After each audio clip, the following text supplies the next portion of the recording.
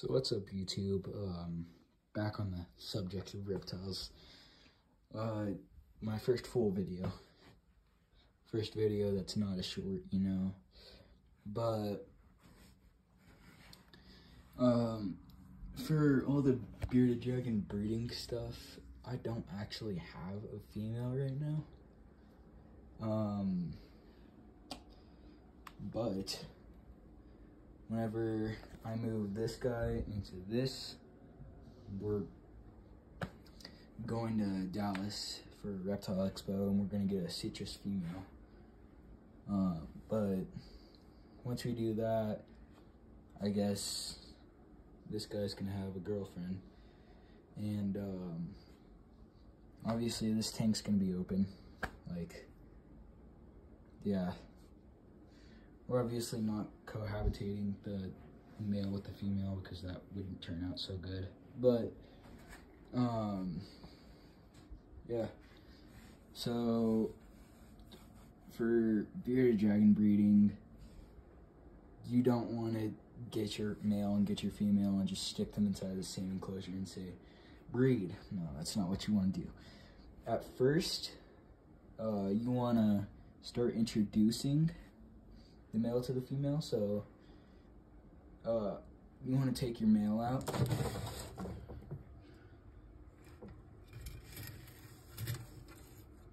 just like that. And if I had a female, probably wouldn't be in this enclosure, but I would just stick this guy in front of this enclosure. This enclosure would be on the floor. So I'd put him down, let him see the enclosure, let him see the female, and they can do their thing. Obviously not for a long time, and you want to keep this supervised. But yeah, that's what you want to start doing at first.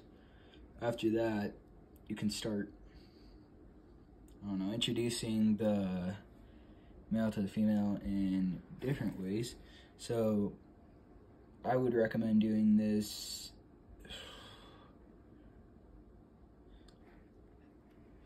for at least 2 weeks. Every day or every other day is your choice. But after that, you want to go ahead and put this guy in the female's enclosure. Yeah. Obviously, there's no female in there, so yeah. But what I would do is just keep that in there. Obviously, supervise it. Make sure they don't try to fight or anything like that. But if you do plan on doing this, before you even start putting stuff together and you start making them meet each other, I guess you could say, or having the supervised visits with the male and the female, have somewhere to put your babies, and have an incubator. It could be any kind. It could be like a cooler with a heat pad in there or something like that, heat tape. But you always want an incubator and somewhere to put the babies whenever they're done incubating. Bearded dragons incubate for like 90 days, so it's quite a bit of time. But yeah, typically with bearded dragons, you're always going to need UVB. Please do not skip out on the UVB. Your bearded dragons will die. But you do want a relatively high basking spot, and you want strip UVB. Please do not get a coil bulb like that, or else it doesn't really do much. Bearded dragons probably gonna develop metabolic bone disease if you do that. If you don't know what metabolic bone disease is, I'll put a picture like right here or something like that. I don't know. But yeah, just make sure there's nothing, no fighting or anything. And then I would do this for another 2 weeks or something like that. So I haven't bred bearded dragons in the past, but somebody I know has, and I got the experience of actually watching that happen. Oh my gosh. He's trying to get back in his cage. Come on, dude. Tried to jump out of my hand into his cage, but he doesn't realize that there's glass right there. Yeah. This guy's a really pretty bearded dragon.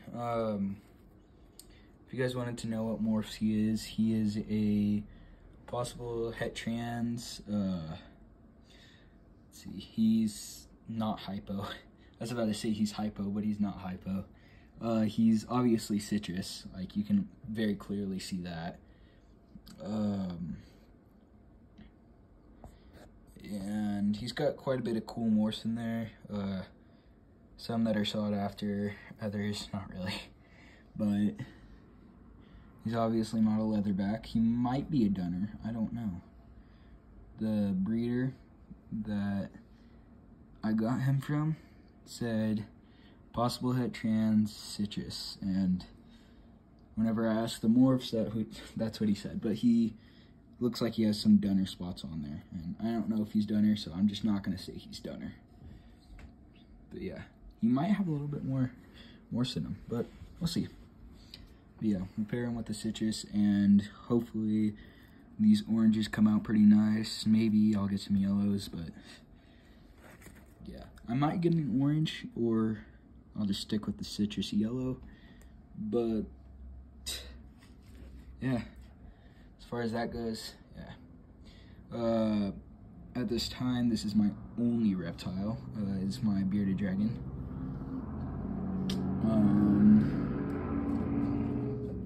Really noisy motorcycle outside right now. But yeah. Only reptile that I have right now. In the near future, over summer break, I'm gonna be going to that reptile expo. We're going June, I think. June or July, I don't know. Whatever months those are. Well, whatever month that reptile expo is. I know there is a reptile expo, and it's over summer break, so yeah. But this guy is shortly moving into that new enclosure. I don't know, just got to get the supplies for the modifications that I need for it. But yeah, for right now, this guy's like 2 years old, and this is the age that I would recommend for a male bearded dragon. For females, probably 3. And proper weight for males is going to be, I think, 350 grams. And then for females, you want something around like 400. But for females, make sure they have enough calcium, obviously, because those eggs aren't going to be fully calcified, and that's just not going to work out well for your babies. But I would recommend the Arcadia strip lights because they're cheap. It's one pro about them. Spent about $80 on mine, but $80 on the strip light, and then I bought an extra bulb. The extra bulb was like $40 from PetSmart. I'm sure you can get it cheaper somewhere else, but I got it for $40. I don't know why, but if you get a kit like that, you can get this for like $80. It comes with the bulb, so if you're like me, you didn't know that it came with the bulb, then like it does come with the bulb, so don't buy an extra one like me, unless you want to. I mean, like, but why I recommend these things, they're cheap for a UVB bulb, because normally these go for like $60. These go for $80. The coil bulbs, yeah, $60 for the coil bulbs. Strip light bulb, $80. You're gonna get more range with this one, other than this one, you're only going to have one spot for that one. But if you do want to use this bulb, do not separate them. If you can, just get like a dual fixture like that. I don't know why you would want a coil bulb, but yeah.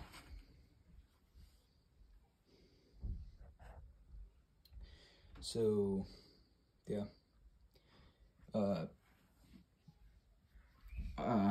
Near future, we're getting the female, right? We're gonna have the babies, okay? We're gonna move the babies into this enclosure. Obviously, we're throwing out the sand. We're keeping the babies on something else because babies will get impacted if they're kept on sand because they're just not as coordinated as adult lizards like this. But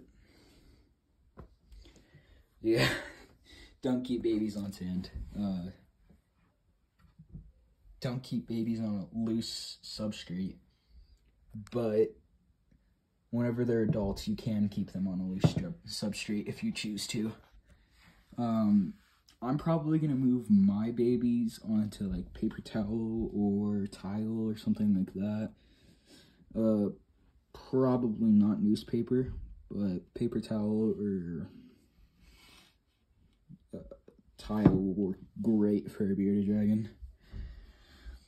Bearded dragon babies, I personally prefer to keep my bearded dragon on a loose substrate.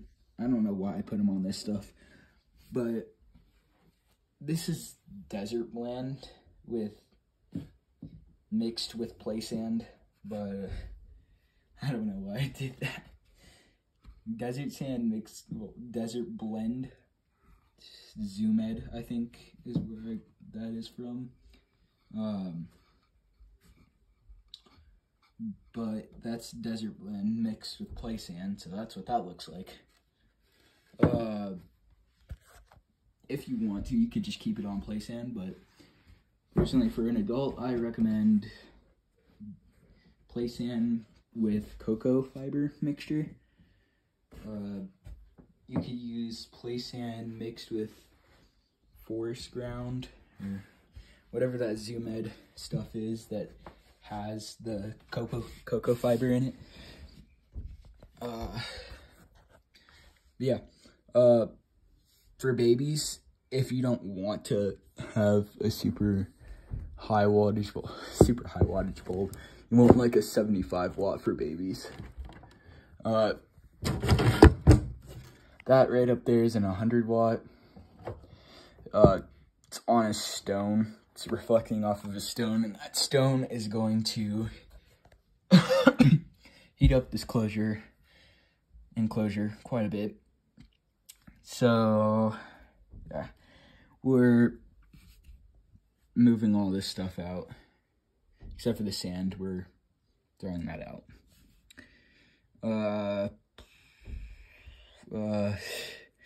Yeah. This sand is very, very weird. Yeah. He's gaining quite a bit of weight, actually. Before he was like, I don't know, 200 grams. Now he's like almost 300, like 275 or something like that. I don't know. I haven't measured him in like a week. I haven't weighed him in like a week. I haven't measured him since he was like a baby. But he's doing pretty good in this enclosure. It's not as good as he could be doing because, you know, it's not the right size enclosure. If your bearded dragon is smaller, on the smaller end, you can keep them in like a 75 gallon, but otherwise you want 120 gallons. Yeah, it seems like a lot. Man, I'm really good at speaking English. But try to avoid loose substrate for a baby. Even whenever this guy was a baby, I kept him on paper towel. Then after a little bit of having him, I kept him on a sand mat because, as you can see, those nails get sharp, and it doesn't feel great to get scratched by them. For example, got scratched by them quite a bit of time ago, and that mark's still there. These guys will tail whip you, and it doesn't feel great either. Their bites don't feel great, but luckily you won't have to deal with bites very often, because unless you get an aggressive bearded dragon, you're not going to get bit that often. As they're babies, you might get bit. As adults, you're not going to get bit. If you're keeping them right, if you're handling them right, yeah, you're not going to get bit. But the same thing doesn't go for the crickets that you feed them, or the dubia roaches that you feed them, or whatever you feed them. Obviously, you don't want to keep them on just pellets. I have the pellets just in case, but I feed crickets, dubia roaches, mealworms, superworms, salad. Salad recipe. I'll post another video about that, but yeah. Don't keep him inside of a hide that big, because as you can see, he's getting big. He can't fit in that hide anymore. That is the only thing that we're keeping in this enclosure, because I'm sure the babies can fit in that hide. But yeah, that's the only thing that we're keeping in this enclosure. We might keep that wooden log in this enclosure. I don't know. Obviously, that water bowl is a little bit too deep for babies. That food bowl is probably a little bit too big for babies. This hide's way too big for babies. These logs, probably not the best for babies. But even if they were the best for babies, I would still be moving them, because not much decor. As you can see, I took the rock out. It was quite a bit of clutter whenever I had the rock still in there, and now it's a little bit better. It's a lot better, actually. But most of the time he's not on the floor. He's normally on the logs, or if he is on the floor, he's in his hide. Otherwise, he's on the floor to eat, because dubia roaches are not climbers. So that's another pro for dubia roaches. But if you do plan to breed bearded dragons, either have a constant source of bugs or breed your own. I mean, breeding your own dubia roaches is not hard. In Canada and Florida, dubia roaches are illegal, so keep that in mind if you do live in those areas. I was gonna say countries, but Florida is not a country.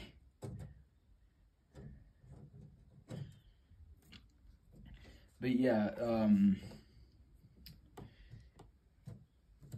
if you do live in an area where dubia roaches aren't illegal, those are a great thing to breed. Crickets, not so much, because crickets, as pinhead crickets, they can climb quite a bit more than normal crickets could, but you can avoid that by putting like a layer of tape around the area that you're keeping your crickets or dubia roaches at. If you're really that paranoid about them escaping, you could do that. But what most people do if they're paranoid about those bugs escaping is they'll place a clear container inside of a dark container and put the egg flats in there, and then you'll have 2 layers of protection. I highly doubt your dubia roaches are even going to get out of the first container, and if they do, they have that second container that they're going to try to get out of, but they're not going to. Actually, no, that's not going to fit in there. I was going to say one more thing that I'm probably going to add in there is this, but that's a 4-foot long thing, and it's definitely way too big for this 3-foot long enclosure. So it's a whole foot too long for it, you know. Not a great idea, you know. But yeah. So, bearded dragons. I'll post more videos about this stuff, but for right now, this is the end of the video. So, bye.